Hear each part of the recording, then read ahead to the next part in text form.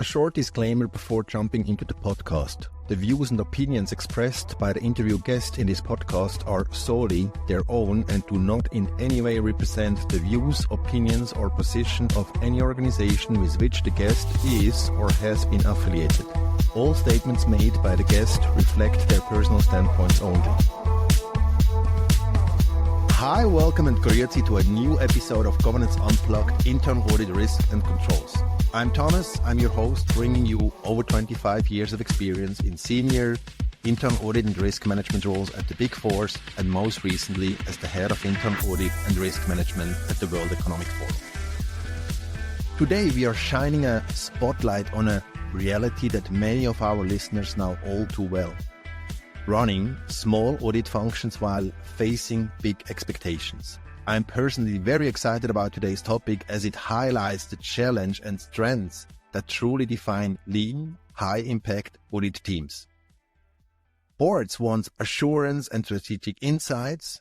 Management expects value and learnings. And on top, the regulator demands compliance. And all from audit teams that sometimes fit around a single meeting table or, like in our case today, on one single chair. This episode actually started with one of our listeners who reached out and asked, "Hey Thomas, could you please do an episode on challenges small audit function face?" And I loved the idea directly. That's why today's episode title is Small but Mighty. Small audit functions under big expectations. I immediately knew the perfect guest to explore this topic together with me today.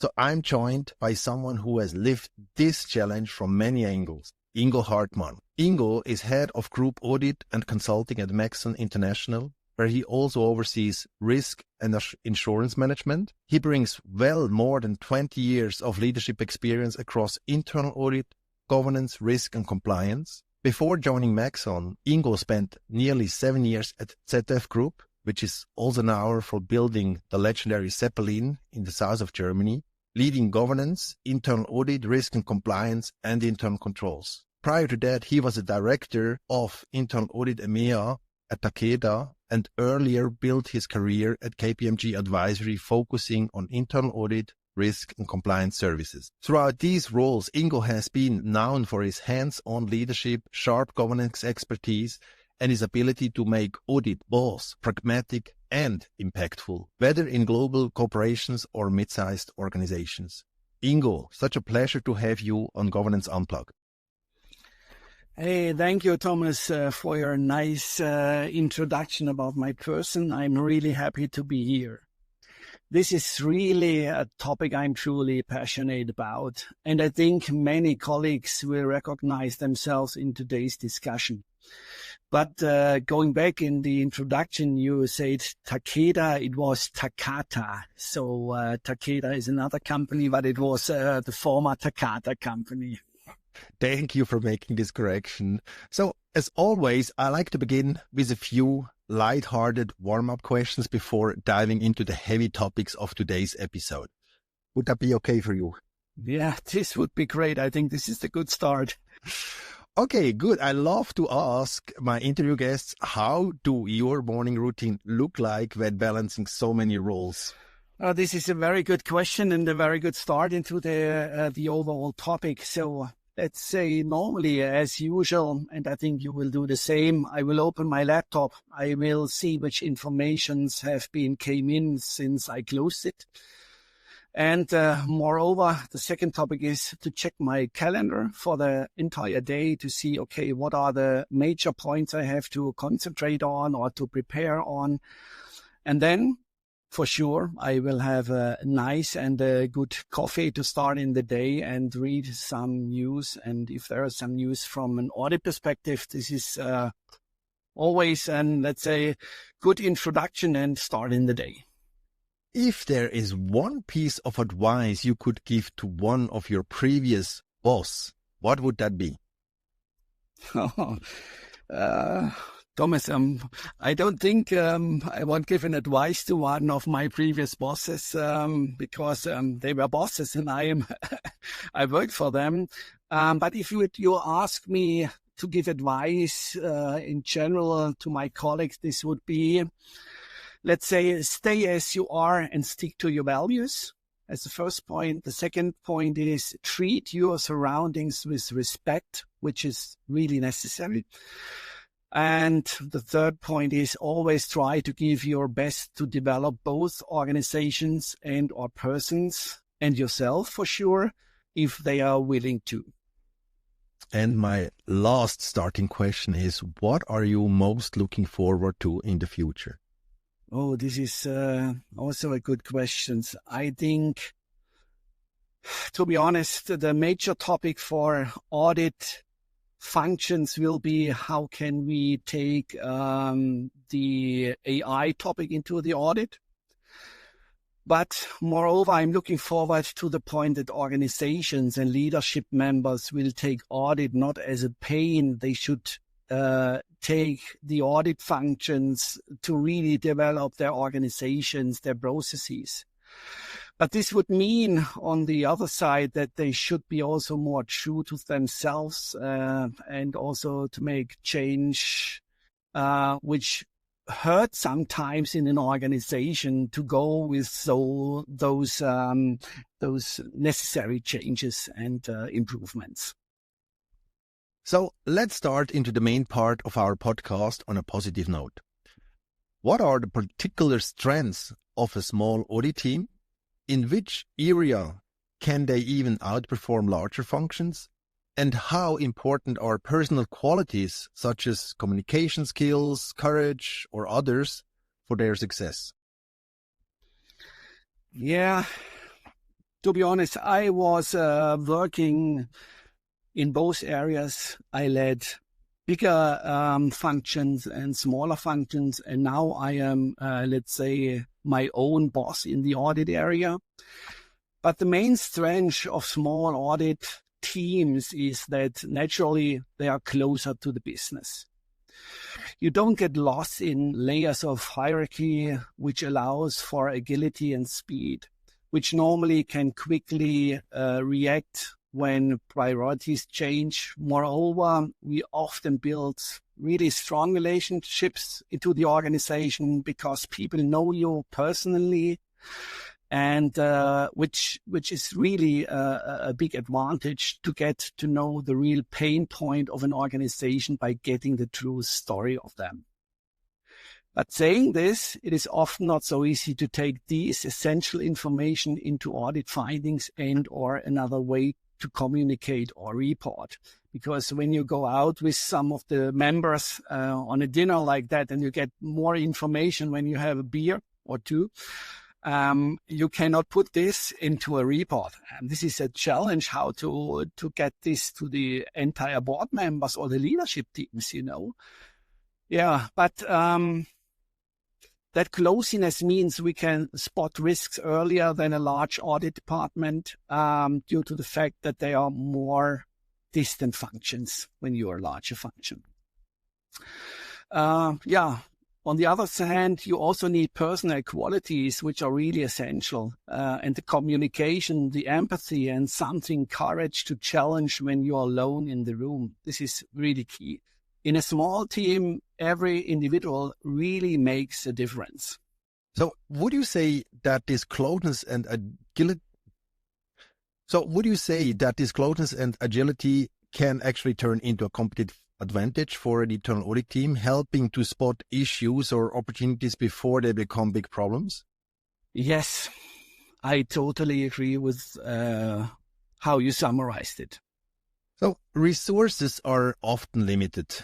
How can a small audit function still build trust and credibility across the organization with limited resources?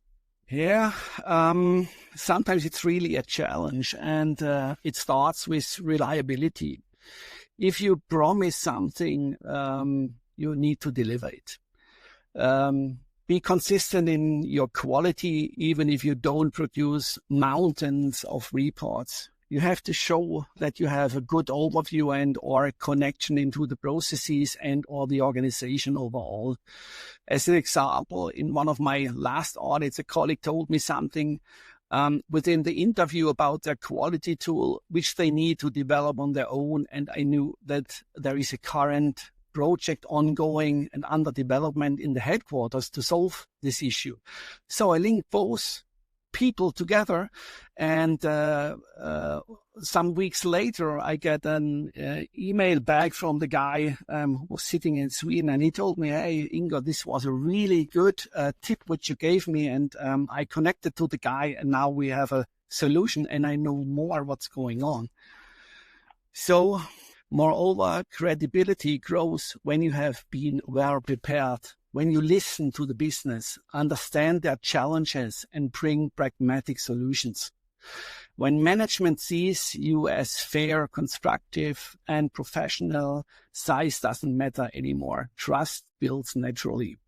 That's interesting. Do you find that sometimes even small symbolic things such as consistently meeting deadlines or showing up well prepared carry more weight in building trust than number of audits you complete? Yes, that's fully right. So one example, I sometimes delay, let's say, audit results due to, let's say, vacation time or something like that. And then I get an email out of the board members who would say, "Why does it took so long? You went there 2 months before." And then you have to nail down that sometimes it happens that you need to finish something, you need to realign what you have written, and then you can report, Board members often see that something needs to be closed, but you have not the time to close it right now, and then you need to be prepared. But it's really important for them. So when capacity is tight, prioritization becomes absolutely critical. Which smart prioritization techniques help to maximize impact, and what tools or approaches have you found the most effective in your career? The key is to be and to stay focused. You can't audit everything, so you need to zoom in on what really matters. The top risks, the processes that protect value. Risk-based planning is your compass. Saying this, risk-based for me means risk from a risk management perspective. You need to regularly discuss, align with the risk managers or the manager. Risks from processes, so internal controls.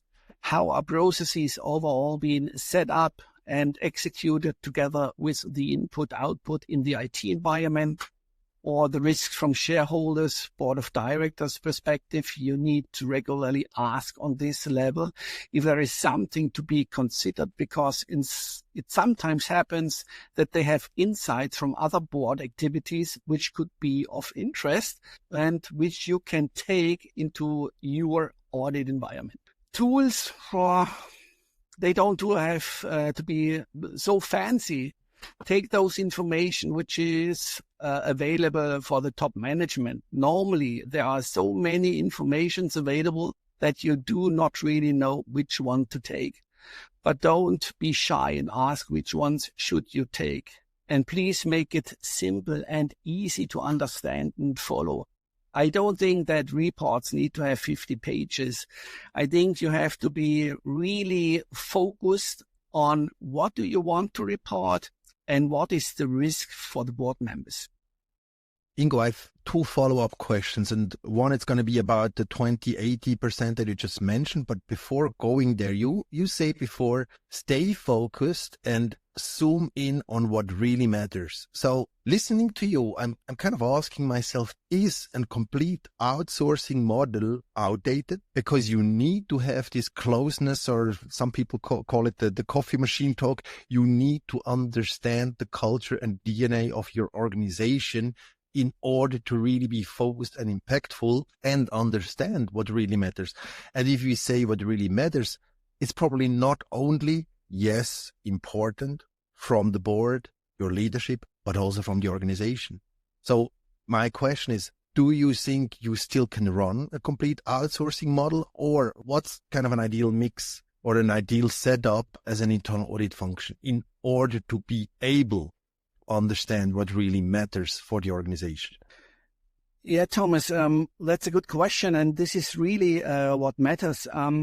You ask if it's better to get an outside in your company or if you have an own audit function. To be honest, outside has sometimes an advantage, if there is a special topic you need to solve in an organization.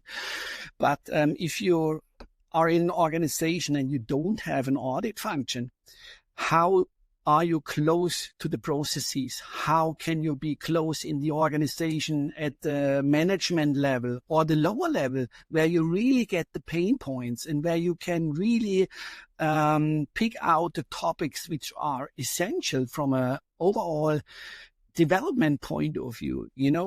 Only when you have a good communication and insight in the processes from an IT perspective also, and a good relationship, then you can really go and develop the management level, you can develop the board level, and you can really bring valuable results into the organization and the board. And then they can make really good decisions. And that brings me to the second follow-up question, which is, you mentioned focusing on the 20% that drives 80% of the risks.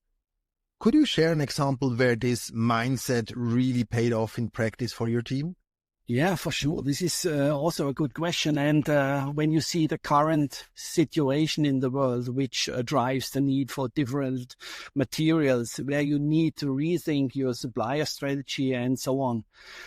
If you summarize this, the current topic is how to manage the overall supply chain by not putting so much product into your warehouse. You need a very good balance and a very good structure, goal-oriented planning and communication throughout the entire organization to avoid any finger pointing at the end. And if the board decides to increase stock level for critical parts, then they need to be aware that the turnover and costs will increase. And to decrease this a year after will not be possible. So you need also to make them aware that if they took decisions, let's say 1 year ago, that you cannot revise those decisions. This needs time and a kind of a strategy. Another challenge for small teams is perception. How can small internal audit functions avoid being seen as just a cost center and instead position itself as a trusted partner to the business? Yeah, it's all about the narrative. If you only talk about findings and deficiencies, if you are negative, if you reinforce the cost center image, then you're really in trouble, let's say this way. But if you frame your work in terms of find opportunities for improvements, increase the value for each department by sharing good experience and best practices to show risk reduction possibilities, safeguarding reputation or enabling growth, people see the added value. And then also the board members will take you seriously and give you tasks to develop your organization. Small functions need to be storytellers of their own impact. They have to convince department heads they will grow with the support of an audit team. For example, highlighting how controls support during the process execution to avoid any inconsistencies, to support in not having accidents, to link information leaders throughout the entire company, etc. Successful product launch or protect customers. Trust resonates much more. Ingo, I really like how you frame that. Being a storyteller of impact. I definitely going to write that down for my own narrative. Do you think small functions almost have to invest more consciously in communication precisely because they don't have the size on their side? No, Thomas, I don't think so. In my opinion, small audit functions often have the advantage that they are really involved in many topics, that they are more trustful, and that they are mainly seen as a kind of a consulting function in an organization. Small teams sometimes fall into the trap of trying to please everyone. What are the typical pitfalls here and how can they be avoided? The biggest pitfall is over-committing. You want to help everyone, but you end up stretched too thin and quality suffers. Another risk is losing independence if you try too hard to be liked. The solution is clarity. Be transparent about your priorities. Communicate openly about what makes sense to do, and also topics where you could need support. If there are topics you cannot do, the main thing is that you need to stick to your audit plan. It's better to deliver a few things well than fail at many. That makes lots of sense, Ingo, and I can speak out of my own experience. You want to do great. You have questions, you have requests. Yes, you want to deliver, but it's so important to stay focused. So would you agree that saying no sometimes actually strengthens your credibility because people see you're serious about the priorities and your independence? Yeah, Thomas, I absolutely agree with this comment. By the way, this is not only what needs to be done in a business perspective. This is also in a private environment. You cannot say every time yes to any point. Sometimes you need to really say, hey, there are restrictions I cannot do, even if it's of time, of experience, or what else. Ingo, capacity gaps are almost inevitable in small internal audit functions. So how can internal and external partners help to close these gaps? Yeah, internal partnerships are often underestimated. For example, working closely with compliance, risk management, or even HR can create synergies and avoid duplication. As a small audit function, you can also use so-called guest auditors. Those are directly out of a department, let's say an example, out of finance or purchase, and they have normally detailed knowledge. They not only know the process, they also know the linkage into the organization. They know the IT environment. The only thing to be considered when you use the guest auditors, you need to have concept how to use them. For which processes you need to train them a bit to give guidance on how to audit, how to see and describe a potential finding. But with this concept, you can share also knowledge into the organization. You can easily link employees, build trust and a communication culture. Moreover, externally co-sourcing or using specialized providers can be a game changer too. This could make sense when you have a special topic on the audit plan where you perhaps don't have knowledge about. At the moment, as an example, audit of IT function topics, audit of special environmental requirements. The key is not to see this as a weakness, but as an extension of your capabilities. It's an active learning part if you are able to give a clear guideline. What are your expectations and results you need to see at the end? A smart mix of internal and external collaboration gives you the leverage you need, I think. Exactly. In your experience, when these partnerships work well, does it also change how the rest of the organization perceives internal audit? More as a connector than a silo? I would say yes, of course. And if you ask for any anonymously feedback after each of the audits, you will see how the reaction will be and if you have a success. And then you can further develop your own department and organization. I would like to come back to the topic of guest auditors. You mentioned them earlier, and it's something I'm personally a big supporter of as well. Having worked with many different organizations, I've seen how the idea often sparks lively debates. Some find it challenging to manage, others see great value in it. Could you, Ingo, share a positive example from your own experience, a moment where involving guest auditors really added value or helped strengthen the internal culture? I would love to hear your perspective on what makes it work well in practice. Let's say it this way. I will start with the cons. The cons is that when you take, let's say, someone of the finance as a guest auditor, and you put them in the finance topic because they have deeply knowledge about it, and you bring the auditee together with the guest auditor, then it seems that it's like a controlling activity, that something will not go so well and so on. So there could be that there is a misunderstanding, but this is also a kind of communication, how you set it up, how you make the introduction.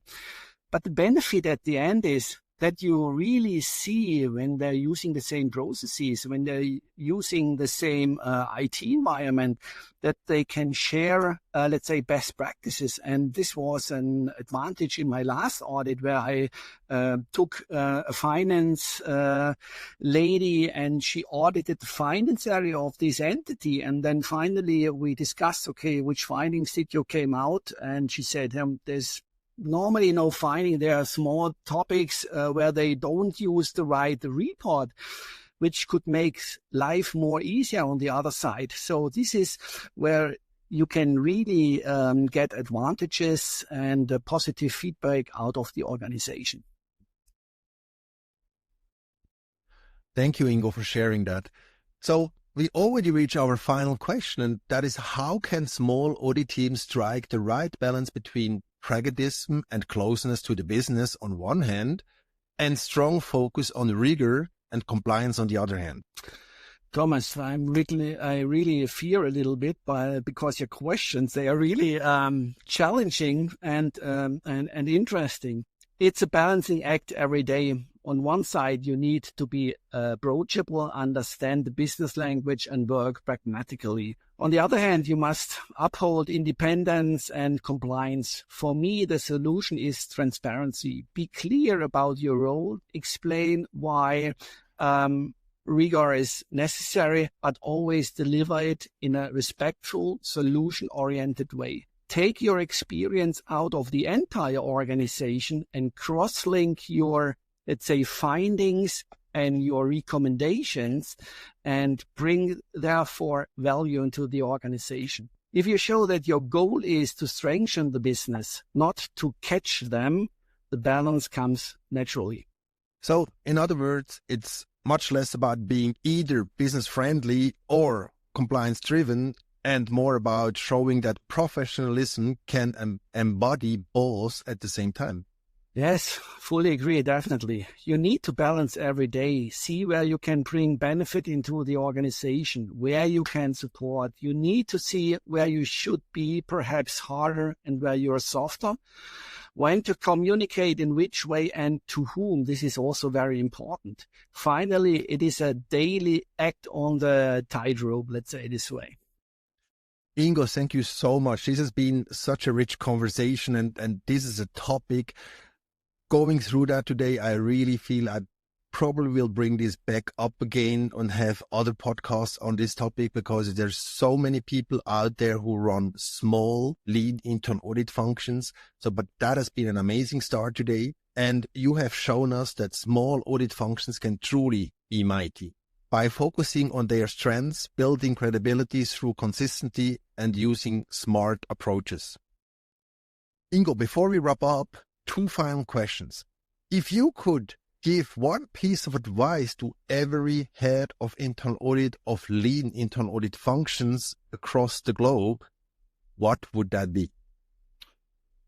My advice would be, don't underestimate your impact.